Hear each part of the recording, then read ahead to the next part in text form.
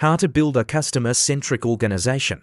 The whole organization needs to think how to make the customer win. It needs empathy towards customers. Everybody needs to think like a customer, feel customers' needs. The external environment needs to be integrated with internal environment.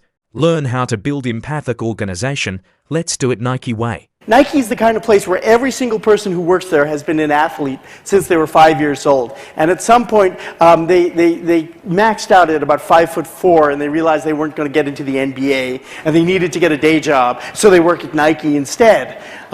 And so the place is just filled with athletes. And you see this in the culture of the place, so that everybody who works on a running shoe is invariably a runner themselves. Right? So if they do some market research and the market research sucks, guess what? The shoe ends up being pretty good nonetheless, because they have an intuition and a gut sense for the conditions of what it's like to be an athlete.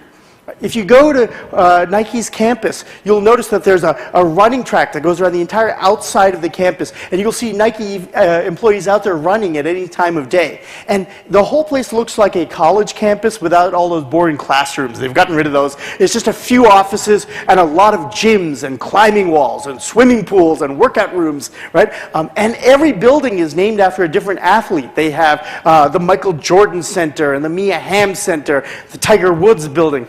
It's a whole different thing.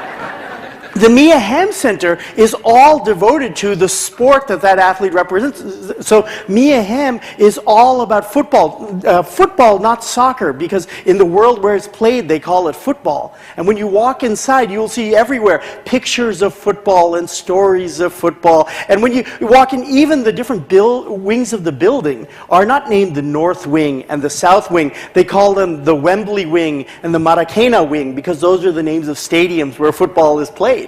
It even goes down to your mailing address. You see, in most big corporations, your mail comes to like mail code M2341D, some sort of, really dehumanizing cubicle number. Not so at Nike, because every aisle is named after a different athlete. Inside the Mia Hamm building, they're all football athletes. So your cubicle might be on Diego Maradona Way, and your address is Maradona 42. Right? It's a simple way of constantly reminding people of what life is like in the outside world and what ultimately matters for the athletes that they seek to serve. The culture inside an organization and the culture outside of the organization had begun to blur together, so that the people within these organizations thought like ordinary human beings, not just thought like professionals who were in their chosen profession. Right? And they tended to surround themselves with information about what was going on in the world of the communities that they served. So it wasn't about being soft or touchy-feely.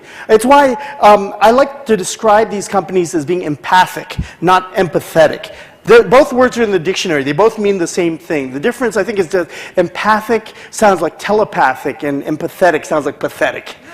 Right? And it kind of sends the wrong message as to what we're looking for. And I think that's the challenge for many organizations, which is all of us have great intentions to serve the communities that we are mandated to support. And yet the question is, do we pity them? Are we pathetic to them? Or are we truly empathic to them?